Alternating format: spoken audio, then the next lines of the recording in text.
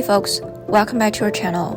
With the recent drastic and horrific event of the hurricanes on the Canadian East Coast, many houses have been destroyed, many residents and communities have been damaged.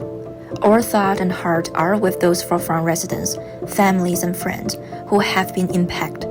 We wish everyone out there to be safe and the communities and business on the East Coast a fast recovery. This video is not giving any scientific or financial advice. Rather, it is exploring possible viewpoint with the current threat of hurricanes. So please do your own research and consult local expertise in this subject matter. Now, let's get moving into the topic of today. The livability of the coastal cities and areas. Of course, it is not just the coastal areas that are facing a higher risk with natural disasters. It can also happen in mainland areas such as dealing with issues of flooding, wildfires, or earthquakes. However, this video focuses on pressing and regional issues that are more likely to happen around coastal areas. Now, to further discuss this topic, this video will bring up two areas of discussions: the geographical perspective as well as the financial perspective. Geographical perspective, and here are some list examples to consider when it's come to where to live or the livability of the coastal cities and areas. So to start with, flooding. There are higher chances that the resident may get flooded when the house are such nearby to the water, to the sea, as well as also depend on the factor of elevation level, which we'll cover shortly. So the worst case, which is the second point, is the earthquake and the tsunami. So because the earth is constantly moving, as we all know, so does the ground. So next to the shore, next to the sea, the resident may or may not get a first encounter of the earth's movement very dramatically. And in comparison with the mainland residents living next to the coast are higher risk for facing those natural disasters, unfortunately. And which bring up to the last 2 points, geological compensations and the shape of the coastline. According to this surging sea risk zone map, the data showing that the sea level surge versus how much more water can be flooded. So according to this data platform here, we can see as much of the water levels goes up and down in comparison with how much the inland may get flooded. This is just a scenario and predictions. So let's take a look. This is the city of Halifax, and in this peninsula, Halifax Island. And let's start with sea level 1 meters up. So we can see just around this area, the shore and possibly on the edge of the coastline will get flooded. So if I raise the bar up to 3 meters, and then we go see much larger area get flooded as well. So if I zoom in, and here's are those possible damage area and flooded area. So if I go all the way up to 30 meters sea level, here we can see it's getting even worse. So most of those coastline area are all flooded. Now let's take a look at this map here. According to the topographicmap.com, it gave us the estimations about the city of Vancouver in regard to its elevation level.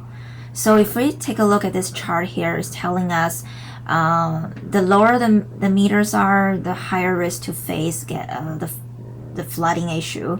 As far as the chart goes up, the higher the meters, the lower the risk for facing flood, and the worst scenario is getting a tsunami. So if you take a look at the Richmond, for example, the Richmond area is pretty low. It's only above 5 meters high of sea level. And if we go down here for Delta, for example, it's only 4 meters. So again, it's quite low and possibly higher risk to facing flood issue. And if I click the Surrey area, it's 88 meters, much higher, much better. Burnaby, 17 meters. Is again, this data is not necessarily all accurate, so it just give us estimation. And if we go further up to North Vancouver, this area is 52 meters, so it's better. Oh, this is actually in the North Vancouver area, so it's give us 108 meters high above sea level, so this is much higher and better. So as we see, this is like near to the mountain, so you're getting much higher protection against the water, against the flood. According to this government website by the Natural Resource Canada, it's telling us earthquake in Canada's history since the year 1627 up to the recent year of 2020. So as we can see, obviously around the coastal cities from the West Pacific Ocean to the east coast of the Atlantic Ocean, there were huge earthquakes in the past, particularly around the Pacific Ocean near BC area. There were huge earthquakes with a higher magnitude, possibly 9 magnitude and something like that. So near the BC area were severe situation for earthquake.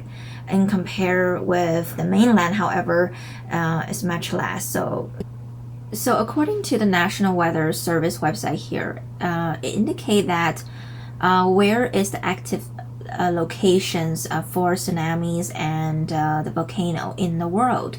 So take a quick look at this paragraph here. It says that tsunami can strike any coast. They can be generated in all of the world oceans, inland seas, and in any large body of water.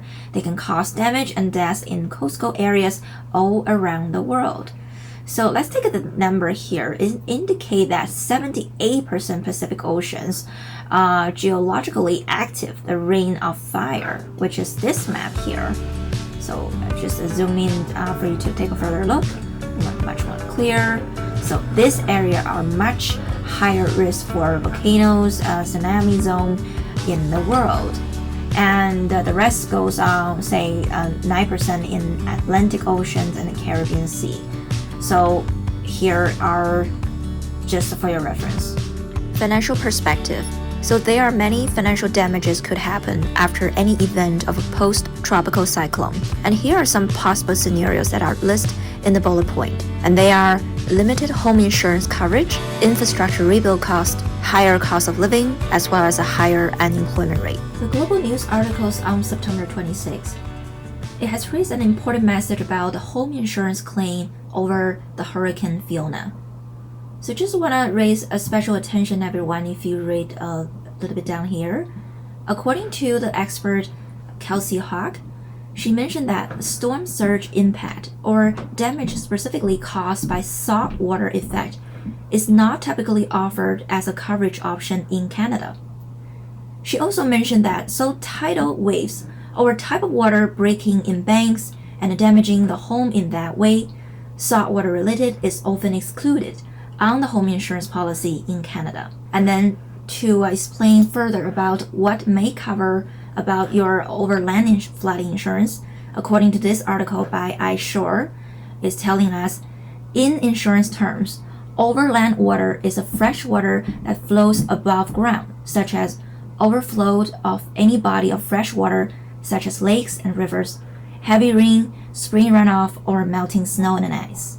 For example, the sewer backup and sump pump coverage means offers protection for losses resulting from water backup or sewage from drains leading to waters. Overland water coverage offers protections for loss or damage related to water entering a property from a sudden accumulation of water. This usually results from heavy rainfall, spring runoff, or overflow from lakes or rivers. So does your home nearby salt water or fresh water? And what kind of damage are they?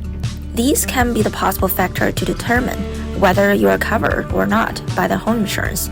Double check with your insurance policy. Ask your broker for your situations and tailor the right solutions to meet the challenge. I would like to address specifically to the point of higher cost of living.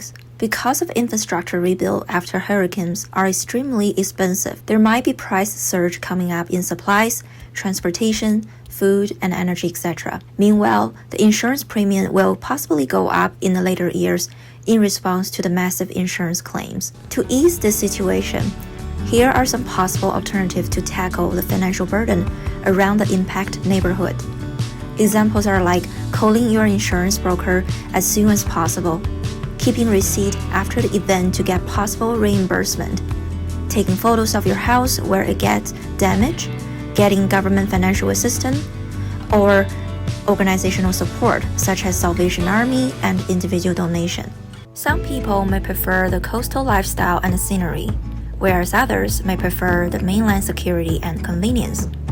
Above all, the livability of the coastal area is a personal preference, beside the geographical and financial factors. Thank you for watching. I will see you in the next video. Stay safe and take care.